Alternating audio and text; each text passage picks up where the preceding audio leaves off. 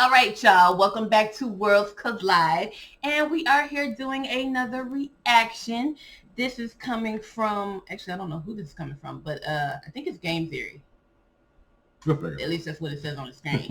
But it's asking a question, are GTA 5 cops racist? I play GTA 5. You play GTA 5. Oh, yeah. So, are they racist? I want to say, I want to say yeah, but, let's just see. Because we have our thoughts. I can't say yes or no. I just feel like they're a little too aggressive. Yeah, aggressive. Because I remember being arrested in, like, GTA 3 and San Andreas with just 1 star. And 1 star in GTA 5, they coming out guns blazing, no matter what you do. For those of y'all who don't play GTA. GTA, I didn't get involved in the GTA series until San Andreas. That's when it came out for us. Really? But back then, 1 star, yeah, you just got arrested. 2 stars, you also kind of got arrested. GTA 5, for all my folks who play it, y'all know 1 star. You don't have to do anything. But yeah, you could just like, what? They can hit you. Yeah, they can hit you. And how about the car and start shooting at you? Exactly. So we gonna let y'all be the judge of this, and let's just see what happens. Yeah, let's see what Game Theory is talking about.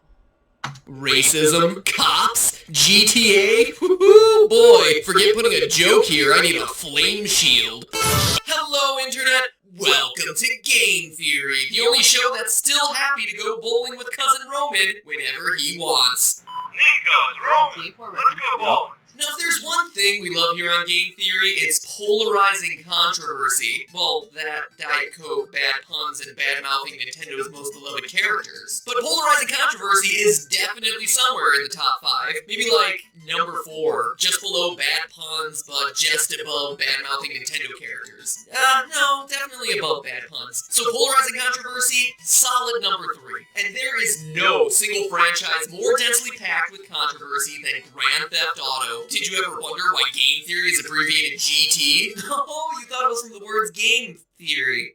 Yeah, that would make sense. But seriously, from the very beginning, this series has been rocking a serious case of public outcry. Grand Theft Auto 1 raised an uproar for its violence, GTA 3 banned in Australia, and San Andreas, which introduced the world to awkward, fully clothed polygon sex years before Ride to Hell Retribution. Oh, but it should be mentioned that hot coffee mod helped propel the game to be the best-selling PS2 game of all time. Then there was GTA 4, which took a little-known lawyer by the name of Jack Thompson and turned him into a one-man crusader against gaming violence, putting his name on national news and on gamers' hit lists. In GTA 4, you assassinate a lawyer named Tom Goldberg, whose in-game quote is, well, I'll let him speak for himself. Guns don't kill people. Video games do. Coincidence? I think not. It's like these games are being controversial just to get some free PR. And now we have Grand Theft Auto 5, which to date has earned over $2 billion. It also happened to be the fastest entertainment product ever to reach $1 billion, beating out everything from... Let's just be clear, this video is slightly old, because it's actually gone past that by now. From Call of Duty to the Avengers, and easily is the best-selling game in the franchise, crushing the sales of all other titles. Oh, and it's also probably the most controversial. It seems like everyone's been trying to get this game pulled off shelves, for its depiction of torture, for allegedly stealing rapper Daz Dillinger's music, for copying Lindsay Lohan's likeness, and for the kid in the UK who called 911. Okay. I can kind of see where she was complaining about, and I can kind of see that character does not look like no damn Lindsay Lohan. I mean, if you Kate Upton, yes. Lindsay Lohan, no. I can kind of see what she thought it to. I can kind of see. Okay. I don't see it. I ain't even trying to see it. Pretend to be hurt after he got shot in the game. Smooth move, X-Lax. But you know what, Internet? This is all beside the point, because I'm not here for any of these. Oh, loyal theorists, I've got bigger fish to fry. GTA 5 takes place in Los Santos, an analog for Los Angeles, and it's one of the biggest, most realistic depictions of a real city in a virtual world in the history of ever. I mean, seriously, you lose GPS signal when you go through a tunnel. Car engines have a cooldown. Ting, ting, ting. clicking sound. Even flip-flops flop when you flip them. Sure, traffic laws may be slightly more lenient and the cops slightly more aggressive. Okay, a lot more aggressive. But you gotta hand it to Rockstar. They put an unbelievable game. So it begs the question, did they go so far as to program the cops to racially profile the game's characters? Oh, that came out of left field. I feel like I just dropped a bomb in the middle of this video, but I'm not the one who started asking. A quick Google search reveals that some gamers seem to think that this might be the case. Franklin, one of the 3 characters you play in the game, is black, and hails from the Los Santos version of South Central LA, a poorer part of the city known for its violence and gangs. Well, the problem of racially aware cops started, bizarrely enough, when a video came out showing the cops freaking out and wasting Franklin after he simply walked up to him and talked for a moment. Hey there, officer, bam, you're dead. It's an extreme reaction. So I ask the question, when a franchise that thrives on controversy partners with a dev team that goes to painstaking lengths to make things like stubble grow on your clean-shaven chin just to make the game more realistic, is them adding racial bias into its core AI code really so hard to believe? I mean, let's put this into a historical context. Los Santos is meant to be LA, right? Think about it. Accusations of police racism and brutality in Los Angeles started hitting national news back in 1991 when Rodney King and 2 other passengers were beaten by 4 officers after a high-speed DUI car chase. When a jury found 3 out of the 4 officers innocent, Los Angeles was plunged into 6 days of street riots. Since then, racial profiling has been a hot topic in the area. According to a study done by Yale analyzing the LAPD's records, black people were twice as likely to be stopped, twice as likely to be cited, and 8 times as likely to be arrested as a white person. And if you're thinking that this might have to do with there being more crimes occurring in traditionally black neighborhoods, think again. The study normalized for crime rates and the results still stood. It also discounted the variable of more officers being deployed in those sections of town. The study also found that rates of citation were lower for black citizens, meaning that more people were getting pulled over for no reason that would prompt a ticket or arrest. The study posits that they were being pulled over solely for the color of their skin. So that's the analysis of one. Shout out to Game Theory for coming through with the facts. Yeah, that's some good facts. And the data right there on the screen. So you can't refute what he just said. Mm-hmm. Study looking at data from the LAPD. Is there the need for more studies? Absolutely. Reliable data tracking these issues is actually surprisingly limited. But if Rockstar wanted to prompt controversy in this game, there's definitely some real-life ties to back all this up. Well, that's impossible, MatPat, you say, in a voice that oddly resembles my own. Rockstar themselves have already denied that such a mechanic exists. So why trust their words when you can trust something much harder to fake? Numbers, data. This week we're throwing away the anecdotal evidence and getting results of our own the good old-fashioned way, conducting our own in-game controlled experiments. Unlike other games in the main series, GTA 5 has 3 simultaneous protagonists. One of them is Franklin, whom we've already met, and the others are Trevor, a psychotic white trash drug dealer, and Michael, a rich white retired thief trying to adjust to boring old parenthood. Because they so perfectly represent 3 separate demographics, we decided to not only run tests with Franklin, but also Trevor and Michael. The idea was to dress them all in neutral clothes, then take them around to 3 separate police stations in 3 different socioeconomic climates. Of the 6 or 7 police stations we were thinking about including, the ones that would most reliably spawn static police officers in any measurable capacity were the bougie Vinewood Station, representative of real-world Hollywood, the rural, less affluent Paleto Bay Station, reminiscent of smaller North California bay towns like Monterey, and the beaten-up, run-down South Los Santos Station, Franklin's hometown meant to simulate South Central Hollywood, places like the infamous Compton. In the interest of accuracy, we repeated each... I like how... I hope y'all peeped that. Like, actually, let's run that back for a second. We can run it back. Hold on. Let's run that back real quick. Just run that back real quick. How he just walked up and the cop immediately got on defense. And what he do? He put his hand right on the gun. I hope y'all saw that. So, it happens in real life. Happening in video games too now. Exactly. And we ran it back a little too far, but y'all can see this again. Here we go. California bay towns like Monterey and the beaten-up run-down South Los Santos station. Franklin's hometown meant to simulate South Central Hollywood, places like the infamous Compton. In the interest of accuracy, we repeated each test with each of the 3 characters 5 times, and we tried to do it in as similar of a situation as we could consistently recreate in a system so dependent on spawning mechanics. Time of day was probably our biggest variable since it was so difficult to control for in this experiment. Then, in addition to the original test, we also did a version using one of the game's spawnable cheat code cars, the Rapid GT. Get it? GT for Grand Theft? Oh, I could have said for game theory. Damn it, there it goes again. Anyway, in this case, rather than talking to the police officers, we'd pull up to them in our cars and honk at them once before driving away. Again, 5 times per station, in all 3 police stations for all 3 characters. Finally, we needed a control group to compare against. This was meant to prove that the police are being provoked purely by your interaction with them in that moment and not due to some other previous crime you might have committed earlier. So we repeated each experiment again, 5 times each with all 3 characters in all 3 locations, but rather than interact with them, we just walked past them holding a gun. And, as we hoped, this garnered no response from anyone in any group, since, of course, nothing at all would be alarming about a guy just walking down the street brandishing a handgun in full view. There's nothing concerning about that. But anyway, it proved that we were back to a neutral state, and thus we had our control. Finally, we needed a system to score the results. So for each test, if there was no response from the officers, it was worth 0 points. An aggressive but non-violent response was worth 1 point, and a full-on arrest or murder with our star counter going up was worth 2 points. Results were tallied and recorded on video, and after about 20 hours of battling the random spawning, we finally had our results. Here's what we found. Let's start with Vine. Okay. I gotta get myself ready for this. Because I feel like I already know what's coming. Oh, yeah. But I hope I'm wrong. I hope I'm wrong. I'm with it. All right, let's see. Let's see.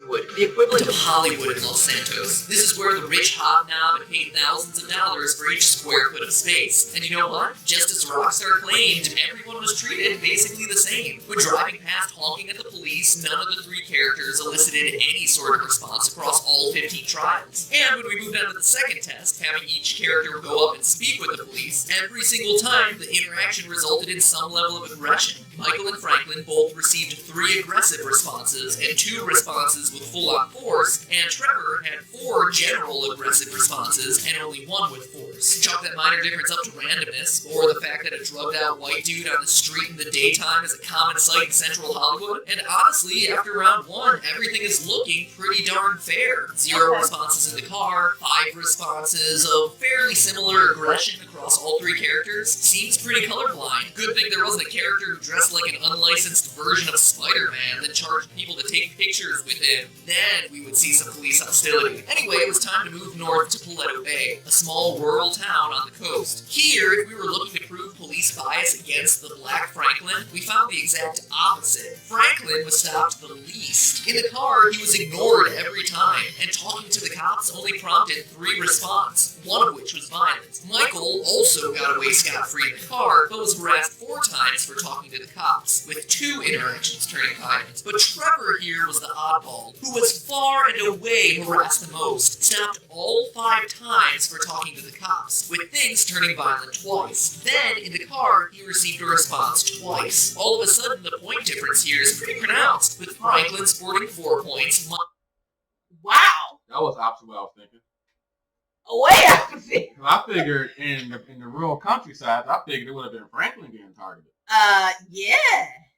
But it's Trevor. It's the meth head that's okay. He may not be a meth head, but the crazy white trash boy is right on the video. But the crazy creeped out white trash boy is the one that gets flagged the most. Wow. But that's who really populates that area. Mm-hmm. So, wow. That's interesting. Oh yeah. I kind of feel like, okay, I forgot what other areas he's gonna go to, but I feel like at some point the numbers is gonna change. I could be wrong. Or you could be right. Bye, Franklin. Michael was 6 and Trevor was 9. It's certainly a pronounced spread for something that we've tried to control for. So why would we possibly see a reverse bias here? Well, it correlates with data from the real-life U.S. Census for areas like this. It may be that Trevor is getting hassled the most because a poor-looking white guy is the most common criminal archetype in the predominantly white middle-class area of Paleto Bay. Franklin, meanwhile, gets the least attention because he's in an area where, according to the U.S. Census data, the black population is typically low, and the stereotype of a scary black man is much less likely to be culturally reinforced. But then again, each character is only 2 or 3 points apart, so it could be chalked up to just an odd quirk in the random number generators, which means we can't put a solid conclusion on the books yet until we go to our third location, South Los Santos, described by the game as the economically depressed, predominantly African-American area of the city, stigmatized in the media as a hotbed for drugs, crime, and gangs. If there's going to be police bias against the black character in the game, it would happen here, and you know what? Did. And it would be difficult to chalk this difference up to random number generation. Let's look at the data. When driving around and honking in South Los Santos, Rich White Michael and Crazy White Trevor both prompted only one response, and it was not violent. Franklin, meanwhile, was harassed 4 times, and of those instances, 1 was violent. That's a huge difference. Off the car trial alone, Michael and Trevor are sporting 1 point, and Franklin is already at 5. So then we went on to look at the characters talking to the cops. Rich White Michael was bothered twice, both times a non-violent response. By contrast, Franklin was harassed all 5 times, 2 of which turned violent. In fact, looking at the point breakdown of all the characters across all the trials in South Los Santos, Michael had only 3 points of police attention. Trevor had 8, and Franklin had 12. In other words, this breaks down exactly as we would expect. The poorer characters were seen as more threatening in a lower income area, while Rich Whitey... So GTA 5 mimics real world more than we actually think. I mean, but we knew that, though. No, I didn't know that. All right, well, I knew that. I did. I wasn't expecting this at all. Cause I kind of peeped it. I kind of peeped it out and whatnot. Okay.